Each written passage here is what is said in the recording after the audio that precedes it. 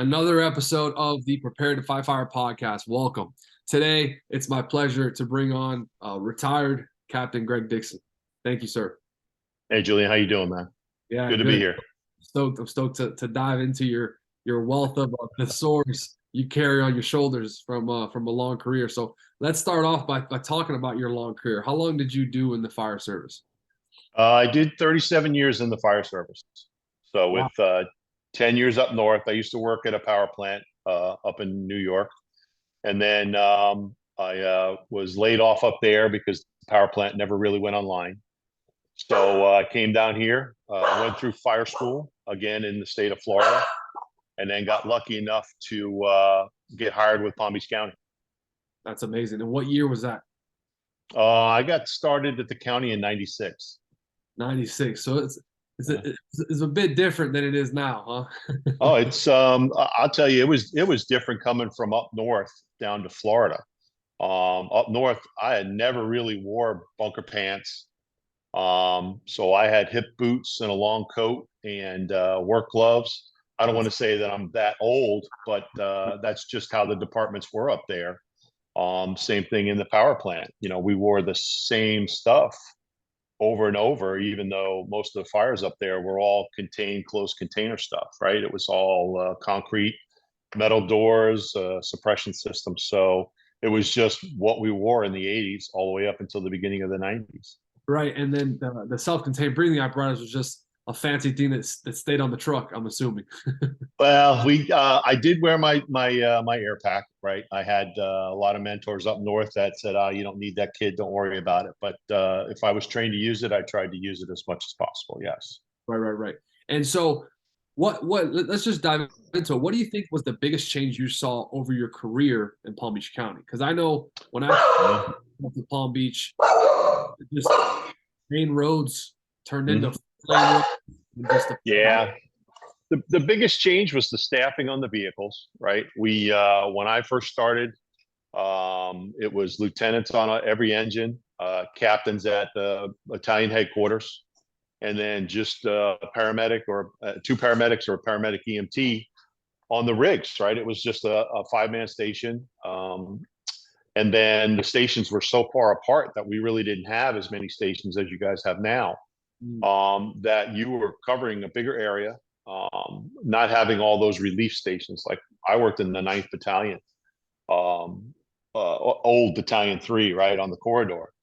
So 31 was just kind of like dropped there with a very large area. And then the stations, other than 35, which was really Lantana, it really wasn't the county unit, had a large area to cover, with no City of Lake Worth, right? They were themselves, so we covered up into their zone.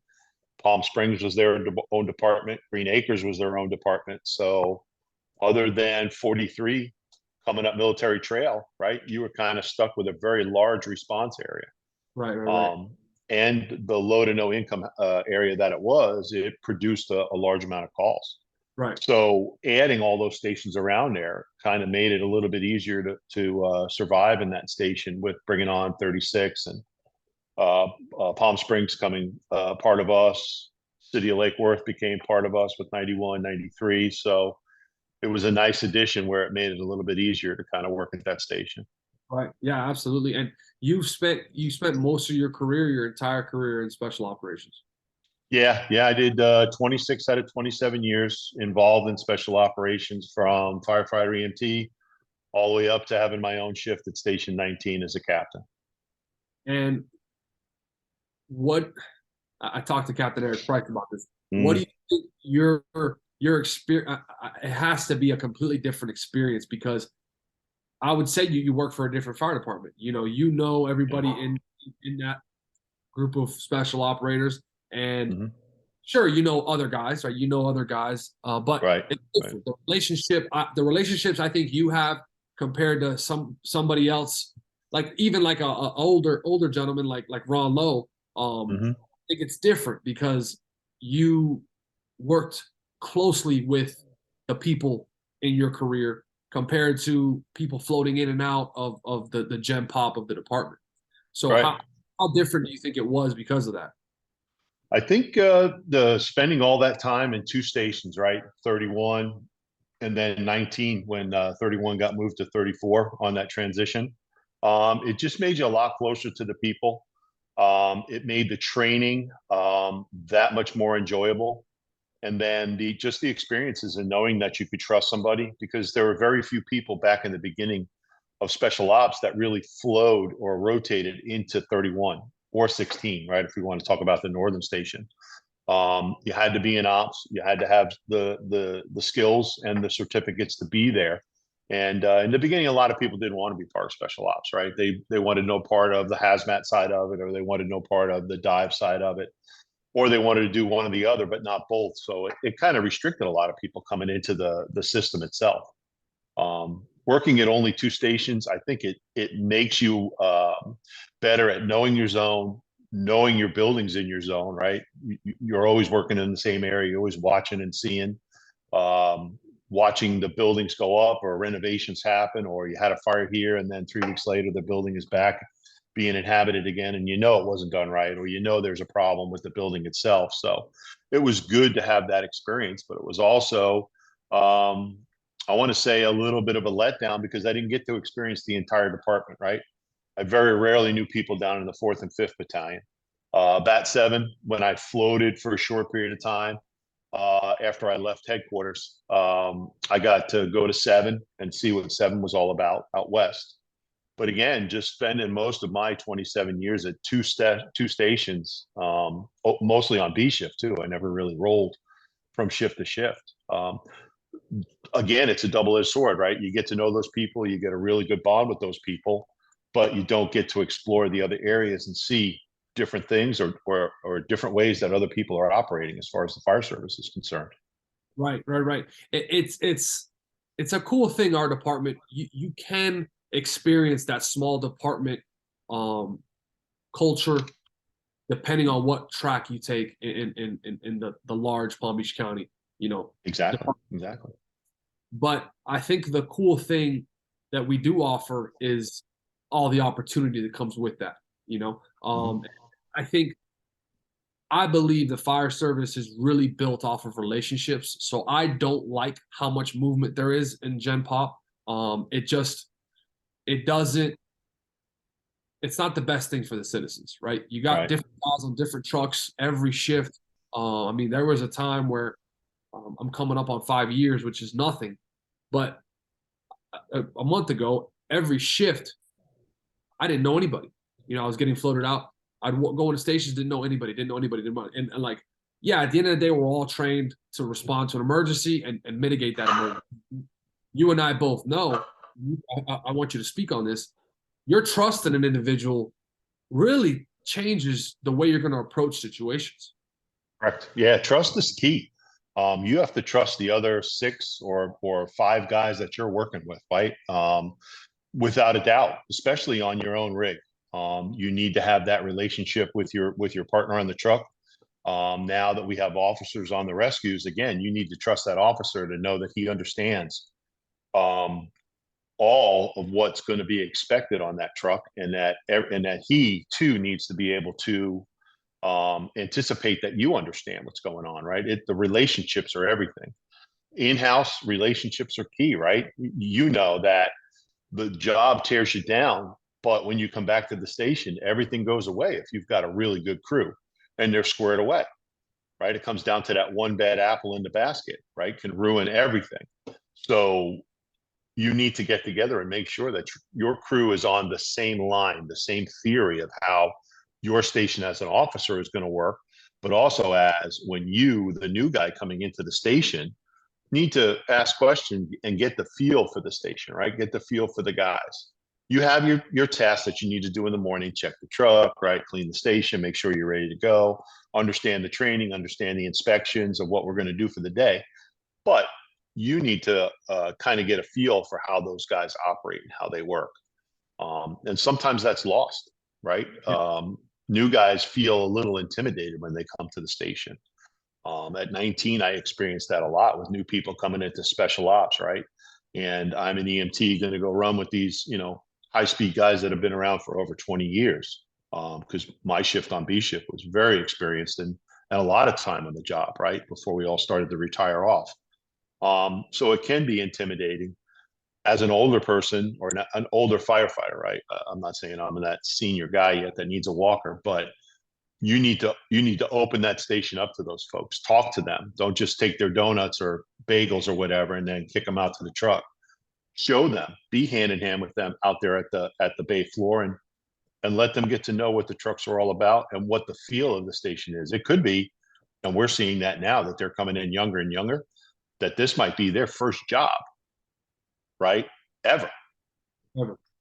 Ever. Right? Ever. And I don't want to say that life experience is a lot, but to experience society as a general, right? As someone growing up, unless you grew up in the fire service as part of your life, right? Your dad was on the job, your grandfather and all that, so you know what it's all about. They have really a small little spectrum of what the fire service is about because of the training academy that they went to. Right. Well, and there's a bunch of things I want to pick apart there. I think we as an organization have a bad approach on the leadership side of not setting a more clear understanding of how each not department but station operates, right? I've had trouble for sure because I'm a very aggressive, outgoing type A personality. And you just said something that's so key. And to anybody new out there, no matter where you work, when you go into a station, you need to, have a very high level of awareness of what the energy and vibe is in the station. Because you don't want to come in and ruffle feathers, because like we talked about, relationships are everything. And when you ruffle those feathers, now people are less likely to hear what you have to say or trust you in any situation. And now you got a whole nother set of problems, right? So, but I also want to, comment on the leadership or the senior people of setting a clear expectation for the new guys so that they don't step out of line. Like, hey, listen, we're here to train. We're here to do a job. We're not going to be, this isn't headquarters, but we also have a job to do. And we're going to do things right. Right. Like somebody getting that message right away when they come to the station compared to not saying anything. The guy's got 2 years on, and now we're all chit-chatting about Johnny's fishing trip. He's chiming in like he's been a part of this crew for a long time. And then we look at him like, who are you? But nobody's taking the time to tell him, like, hey, man, like, this is what we do. This is what we expect. This is what we're going to do. And I think your approach on things is different when you get that from an officer right away. Yeah. No, as an officer of the station, you need to welcome him into, because he is a coworker, right? Maybe he's not in the inner circle of the family of the station, but it is your obligation to let him know what your station is all about. The theory, the agility, the knowledge, right? And it's a two-way street. If you start talking to the new guy coming into your station and he's giving you the deer in the headlight look as to what you're talking about, now you have something to train on with him, or have somebody on your crew go out there and go over it with him, right? If you are busy, which again, as an officer, you shouldn't be too busy to train your people. That's the most important thing, right? Is to make sure that your people are up to where it needs to be.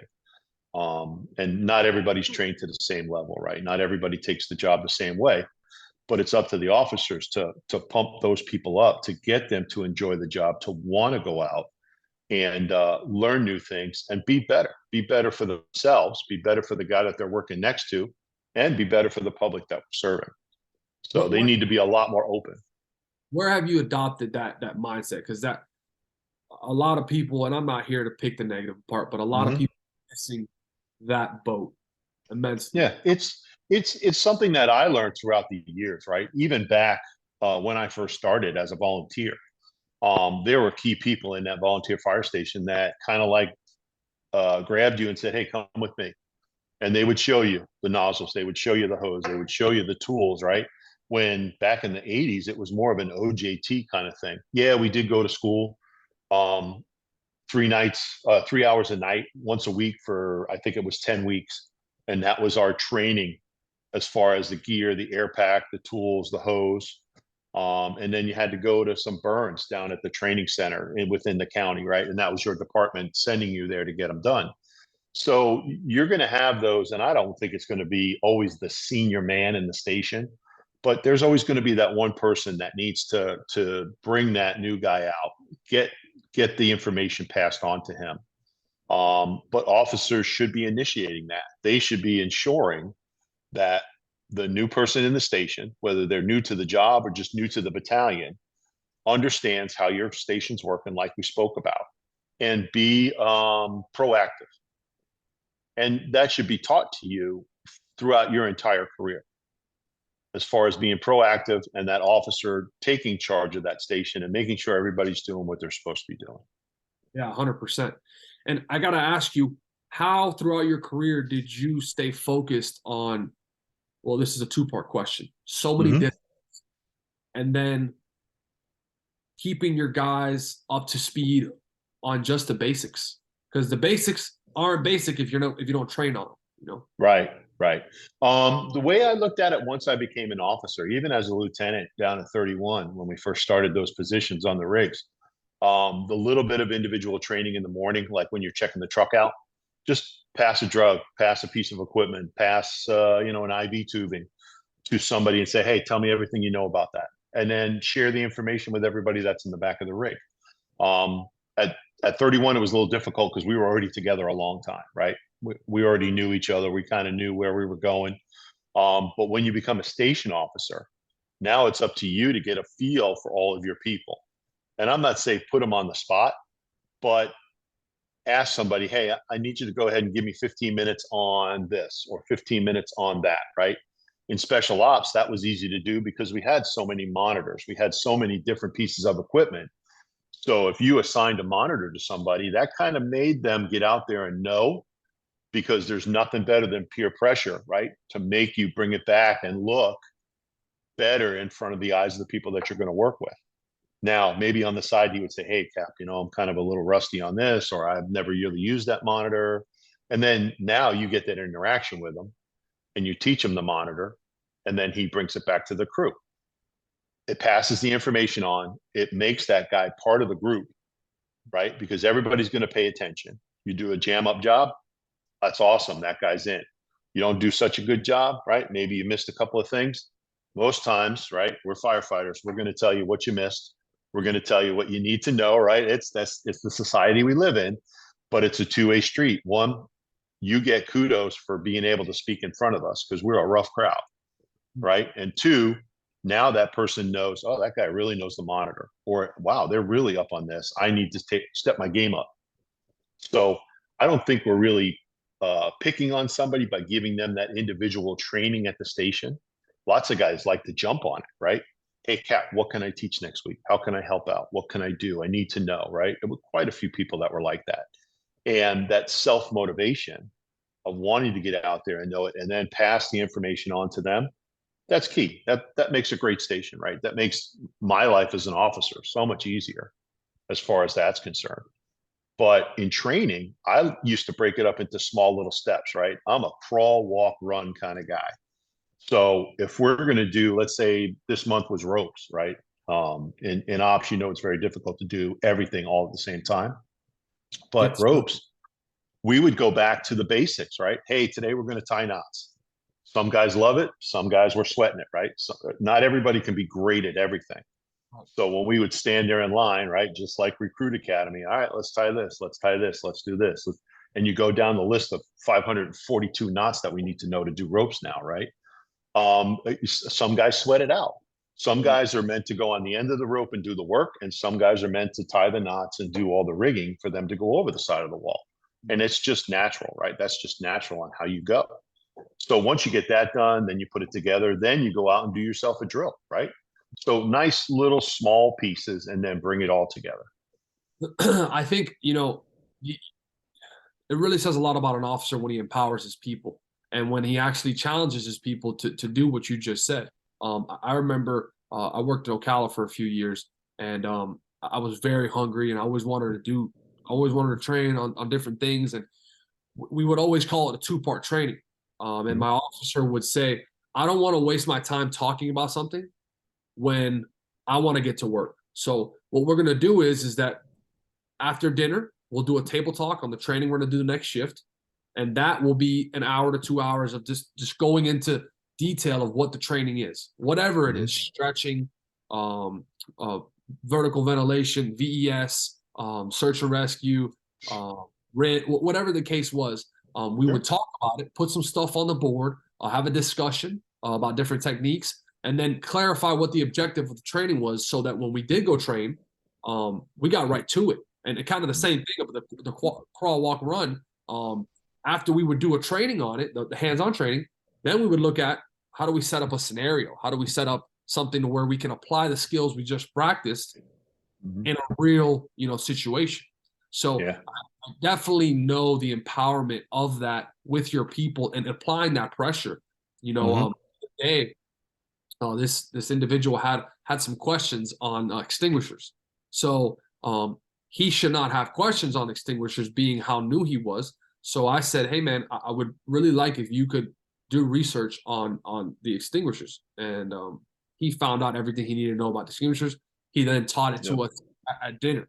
And now he's very well versed in extinguishers. But I think it's more than that, too. I think putting a person on the spot like that also develops their ability to gather information and then effectively communicate to a group of a rough crowd.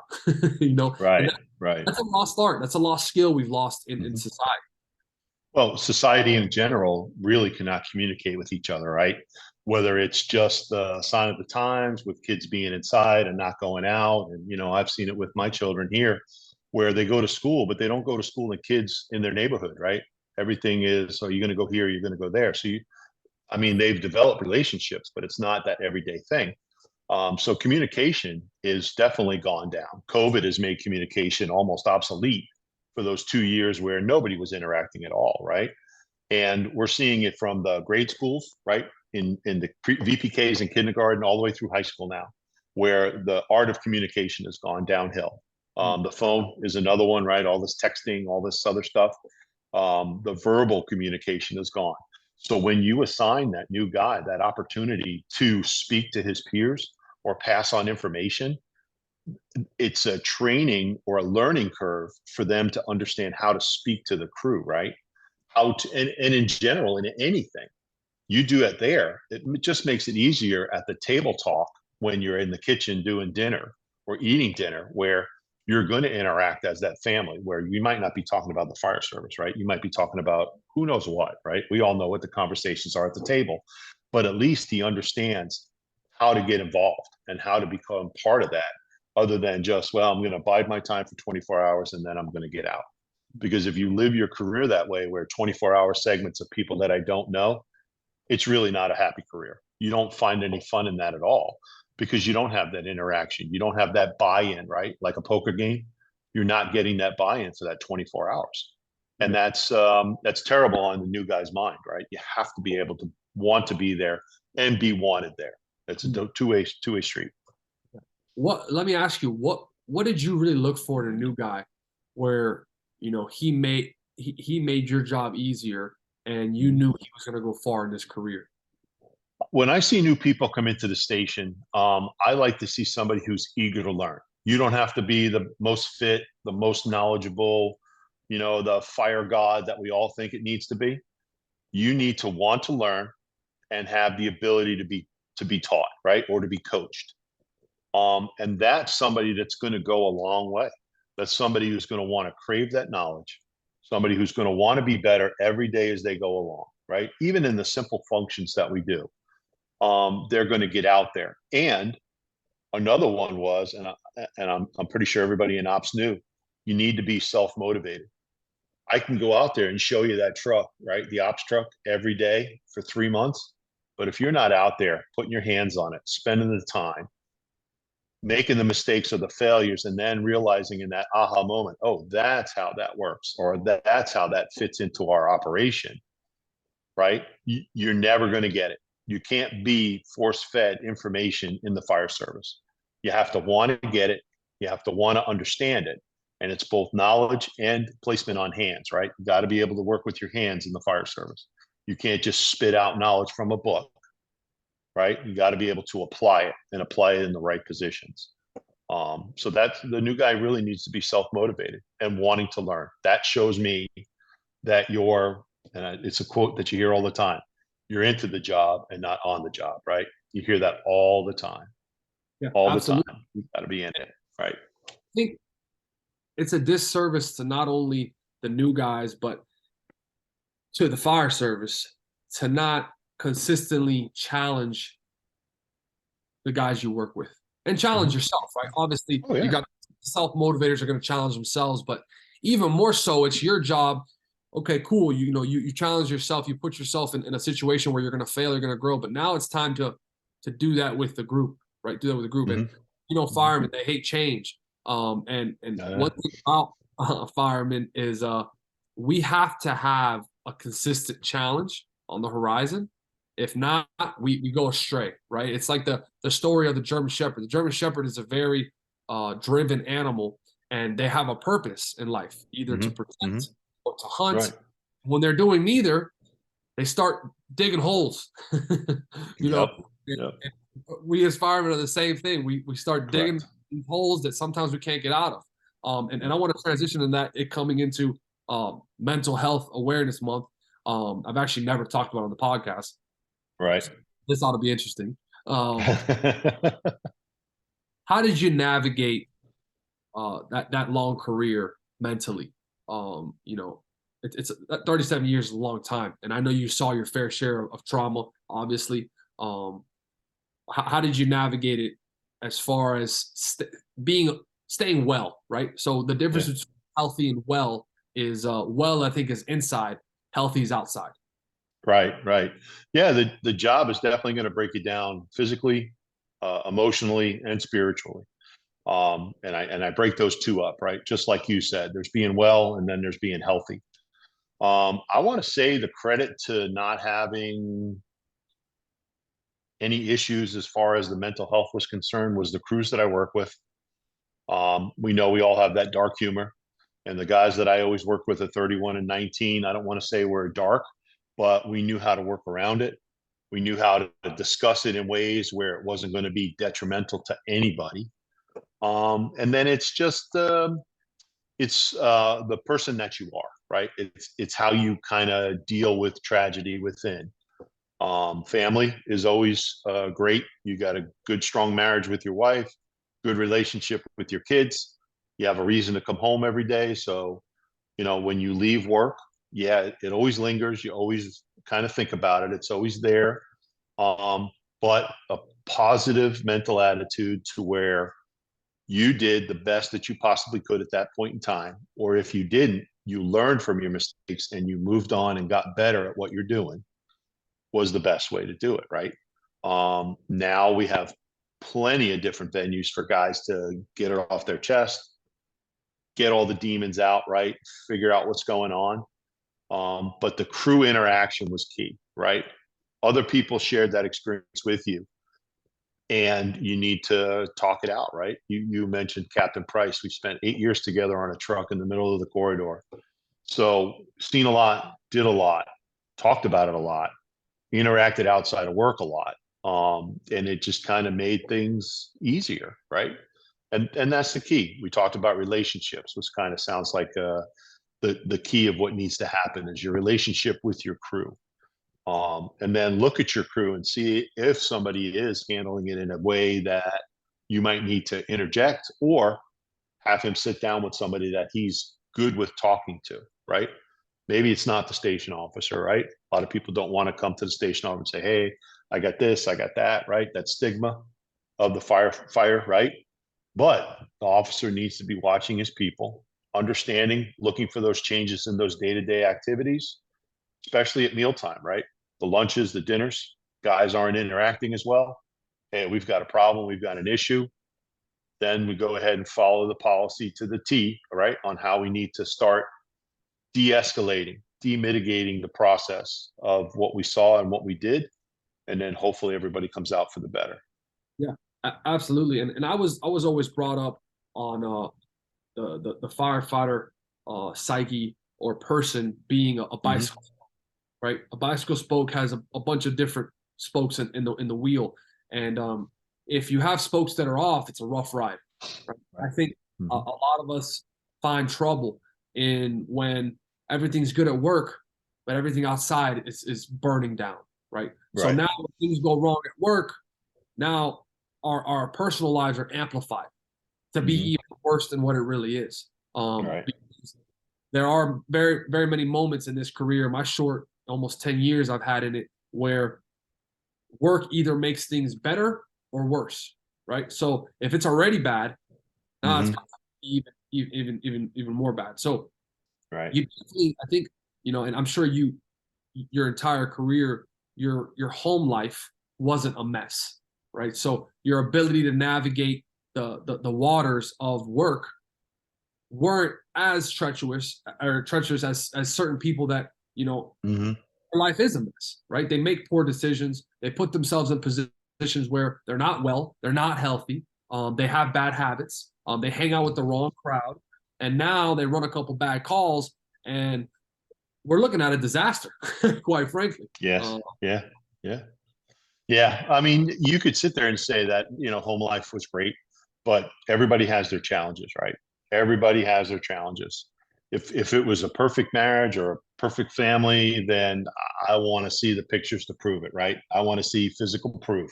Everybody has their little disentanglements or disengagements, but it's a matter of how you come back at it, right? How much stronger you grow in some of those disagreements or mismanagements of what you've done, and it makes you a better person, and then it makes the people around you better as you go along, right? Again, I can't say that anybody's marriage was perfect.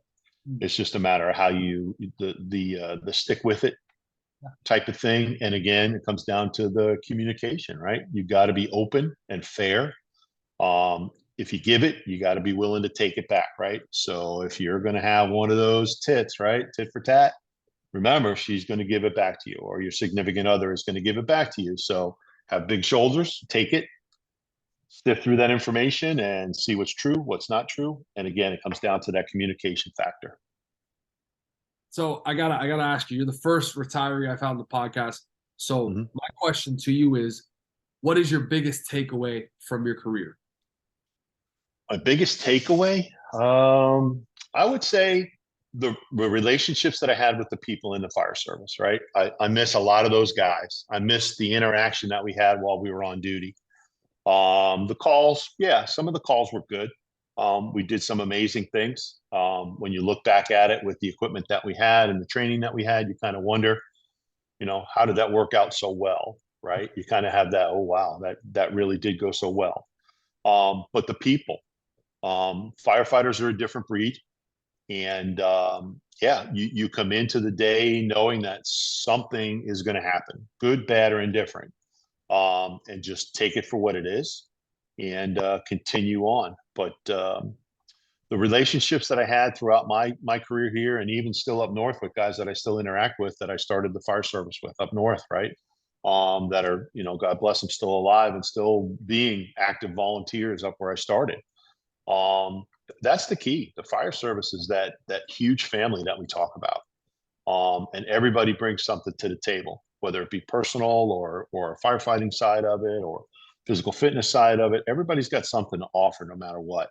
And I think when I went to work, I enjoyed looking to see who's going to do what today and who's going to offer something up today. And as an officer, it made my job so much easier with the guys on B shift. And like I said, we were a senior group, 15 or more years, other than maybe a new person coming in as an EMT or a paramedic with 10 years that wanted to get into ops. I had a lot of senior guys. I got lucky. I had a really good crew that could communicate very well. And trust me, they communicated to me when I was making a mistake, right? There's no doubt about it. But yeah, the relationship you get in the fire service, is going to last your lifetime. No doubt about it. I love it. So last thing I ask all my guests, you could tell yourself when you walked in day one to Palm Beach County, one thing, what would you tell yourself? One thing. One thing I would tell myself is that Um, it's either stick with it or don't doubt yourself. Probably the two things, right? Stick with what you're doing. Even though I was in ops for a long time, right? A very long time. I should have stuck with all the training and did a lot more while I was there earlier in my career. And then the doubt is always there, right? You doubt yourself all the time as far as some of the skills or some of the work that we do. And I would say don't doubt yourself that much. It's a doable thing, right? If your heart and head are where it needs to be in the right spot, this job is not a job. It's a dream, right? It's not a job. And I think those would be the two biggest things out of my take back. Yeah, you have to trust your preparation and your training, right? Mhm. You gotta do what you're meant to do. It's always been so funny to me how humble firefighters are and how low we think of ourselves. You know, Yeah. when Mhm. there's a time and place for that, but Right. the things that we're willing to do and the situation and environments that we're willing to go and do them in Mhm.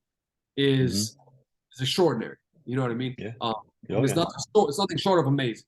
You know, so Yeah. thank you so much for coming on, Cap. It's a real honor, and Yeah. you have been recommended by many people, and I truly appreciate you coming. Seriously. Thank you, man. I appreciate you having me. This is a great show. I've watched a couple of the podcasts, not just the one with Eric. I watched the one from Tyler too. I know Tyler really well from up north, and you're doing a jam up job. So keep going, man. Get some diverse people on here, and keep feeding the machine. That's it. Feed the machine. Thank you, Cap. Cool, brother.